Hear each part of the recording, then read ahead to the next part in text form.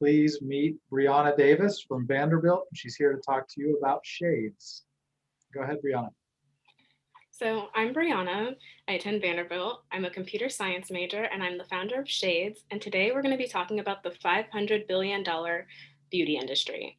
I want you to imagine for a minute that it's the night before your senior prom. You go online and you buy all of this makeup. You have a hair appointment booked, the nicest dress picked out, the whole 9 yards, because you want to be the best looking person there.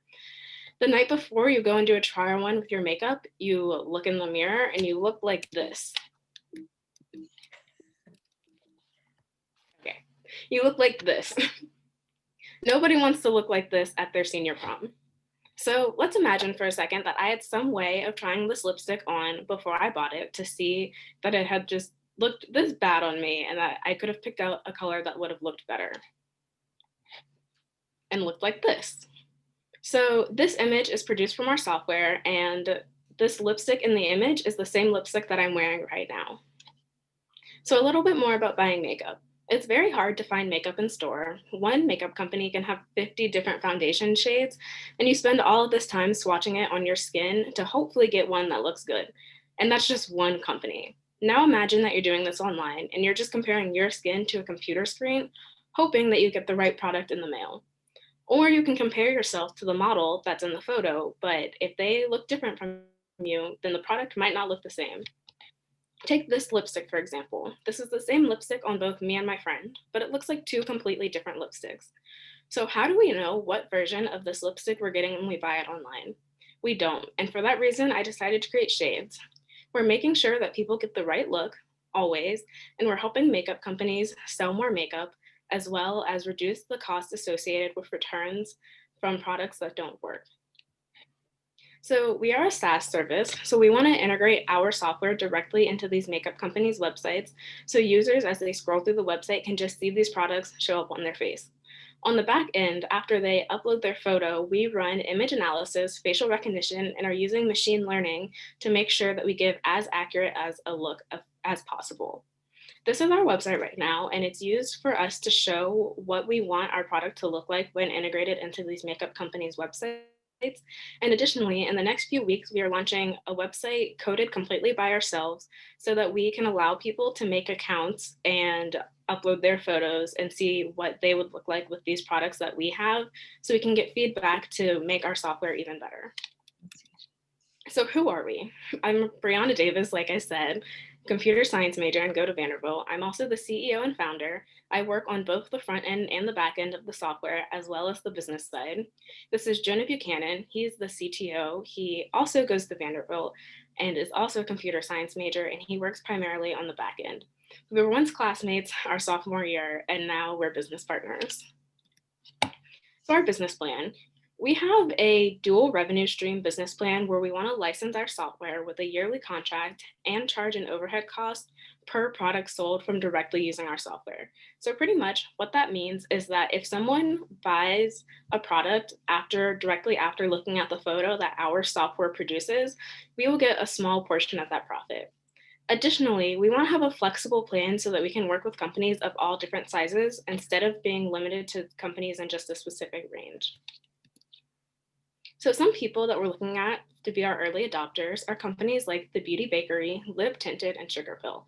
And the three main reasons why we would want companies like these to be our early adopters is because they have a large emphasis on diversity, large shade ranges within their products, and they have a large online presence. So diversity and large shade ranges are important because with diversity and large shade ranges, it can be very hard to find what product works best for you. And with them having an online presence, that means that a lot of their customers are most likely younger and would be more open to using our software in the beginning compared to other customers who might want to see how it works a little bit in other places before actually trying it on themselves. So the market. In 2019, the beauty industry made $505 billion worldwide. Additionally, in 2019, the online beauty industry within the United States made $127 billion. Our goal in a few years is to acquire about 2% of the market, giving us a size of $2.5 billion. We plan to do this by working with smaller companies and then working our way up to larger companies. We also think now is a really good time to do this because, COVID aside, many celebrities and influencers are creating their own makeup lines, many of which have large offerings online or less offerings in store, which has been driving more traffic to online makeup shopping. Additionally, with COVID, shopping in store and trying on makeup specifically in store is not a part of our current normal and might not be the same for a few years. And so a lot of companies within the space need to innovate their online presence if they want to keep up with the market in the industry. And we think that our software is a great way for them to do that.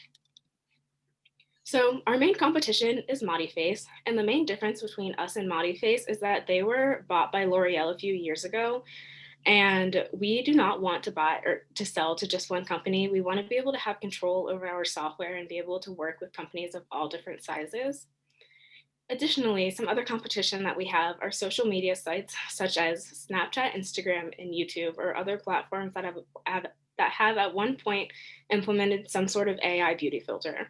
And the main difference between us and them is that one, we do not want to be our own standalone app or website. We want to integrate into these makeup companies' websites so that we can be a part of the user journey that's already associated with makeup instead of having to create a new user journey.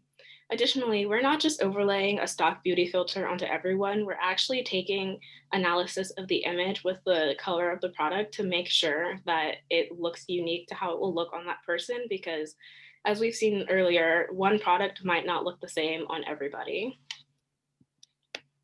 So some traction that we've had, we've raised $5,300 in grants through programs offered through Launch Tennessee and the Vanderbilt Wondery. And some of that grant money was used to attend a virtual trade show where we were able to start to make connections within this industry. We are a top 10 finalist at the Peter Farrell Cup, which is an ideas competition hosted in Sydney, Australia. And we've gone through Y Combinator Startup School, which has given us more tools to further shades. So what's the big picture? Right now, we're trying to raise capital as well as continue development, and raising capital will help speed up development as well as help us to patent our technology so we can protect it and also cover any other costs that we run into. Within the next few years, even though we do want to start with smaller makeup companies, we do want to work our way up to some of the industry leaders. One example is P&G, who is very big in the beauty personal care space.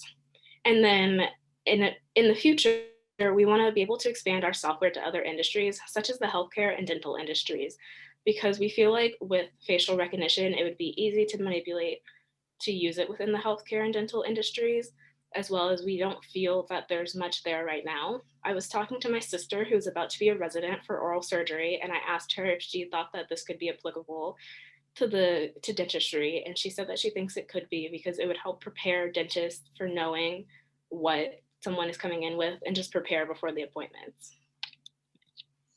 So what's our plan to get to the big picture? Within the next 2 months, we want to do user testing so we can use these testimonials to help us in the future, as well as to update our software and make it even better. Then the next 4 months, we want to continue to do pitch competitions as well as finding capital to help speed up development and to help patent our software and just any other costs that we may have. And then within the next 6 months, we want to continue to build partnerships with companies that we've already talked to, as well as build partnerships with new companies. So around the 6-month mark, we can be integrating our software into these websites and seeing how their customers feel about it and get the feedback to keep growing. So what makes me and Jonah special enough to make Shades be successful? Just like I'm holding the cat in this photo, we are able to juggle the responsibility of Shades with our schoolwork. I've mentioned earlier that we are both computer science majors, but a lot of the technology that Shades uses is not information that we've learned in class. So we've had to take a lot of time outside of class to learn about the information and then apply it to Shades itself. Additionally, some of the pitch competitions that I have done have added a lot of added hours to my already heavy course load. And I had to balance doing those programs and doing the work for them, as well as doing my schoolwork, which was a big risk, especially for my grades. But I thought that it was very important to do this because I do care about Shades. And also it helped me develop the time management needed to continue to take Shades further. Just as Jonah's standing with this 100 sign, we're willing to put 100% of our effort into making Shades successful. I've always wanted to be an entrepreneur ever since I was younger. I've had ideas such as selling products on eBay to the virtual dressing room. So shades is something that I'm very passionate about and I want to see to fruition. And Jonah very likes development a lot and he cares about artificial intelligence and facial recognition and he thinks this field is just very cool. So for him, he wants to see shades become successful because he wants to see this technology come to life. So that's what makes us capable to continue shades and to make it be successful. I hope you'll join us on the journey as we take people from looking like this to this and making sure they get the right look always. Thank you. Wonderful, Brianna. Thank you very much. Thank you. So wonderful presentation, great idea. And now I will throw it over to the judges for questions. Brown, I had a question. I had written off in the margin here Snapchat filters because it struck me as being very similar. And then you presented Snapchat as a potential competitor. Do you see barriers to entry? You mentioned a patent application. How do you intend to protect and grow this space for your business? I think as we continue to develop the software, we want to see how we are different and then meet with like a patent lawyer so they can help us with the process of patenting because we're definitely exploring the technology in new ways than we've seen before that's like been used by companies like Snapchat and stuff like that. So we think that just continuing our development and seeing how exactly we can make it different will definitely help us grow within this industry, even though there already are some things similar. Have you talked with some existing customers and what has been the feedback from them? So I've talked to people who wear makeup at my school. I've done interviews with them to see the problems that they have with buying makeup online. And a lot of them said that they're often very hesitant to buy online because they don't know what it will look like. I've also started reaching out to companies to talk to them. And I've heard that like with COVID, they've seen a lot of sales decreasing than with in person because people can't try on the makeup, and companies that have like some sort of online app to like try to help visualize makeup or just like have some person who's able to help you through the app have seen improvement with their sales during this time. So I have gotten some feedback that shows that this is a problem within the industry and needs to be fixed. Brianna, I have a couple of questions. For your revenue model, do you think it's going to be more driven by subscriptions to the software or by payments from people purchasing products? I'm not sure how that stacks up. And then have you thought about doing sort of a standalone, or do you think there's a need for, in say, department stores or places where they have makeup counters, given what's gone on in the last year, that whole business may not ever come back in the same way in terms of people sitting down and sticking their fingers in makeup. And so have you thought about those? Wait, can you repeat your first question again? The first question was your business model. Okay. Is most of it driven by the software or by purchases? I think most of it will be driven by licensing. I think it's going to be 75% of like the yearly contracts and then 25% of the like getting that overhead cost from people buying it. Because I think sometimes like I think it might be helpful, but I think sometimes people will just like scroll through the product photos. So it might be in some cases like a game to see which one they land on. So I think it'll mostly be the licensing. And then I definitely would like to think about doing some in-person stuff in the future. One other standalone thing that I've thought of is after we have this developed and after we're working with companies, kind of creating an app that's like almost like a makeup playground that could be marketed towards makeup artists and people who can like do looks on like a picture of their customer beforehand and know what products aren't going to look good and will look good. So once they get there, they don't end up having a moment where it turns out really bad. So I definitely would love to consider in store in the future and then also maybe consider that. Thank you.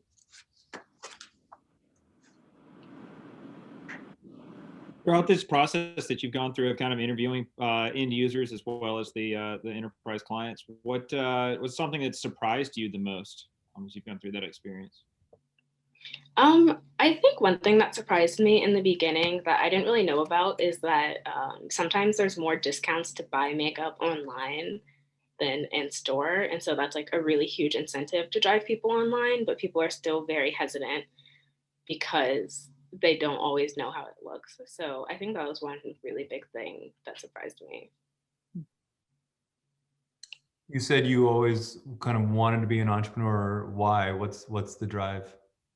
I don't really know what the drive is. I think I've always just wanted to work for myself. And so as a kid, I would watch Shark Tank every single Friday religiously. And then as I got older, I came up with different ideas. And so then once I came up with Shades and I started working on it, I was like, yeah, I really like this is my dream and I want to put as much work into it to make it become a reality. Who would you want to invest in you from Shark Tank? Probably Mark. I like Mark. Got it. Thanks, Brianna. Any other questions? Wonderful job. Thank you, Brianna.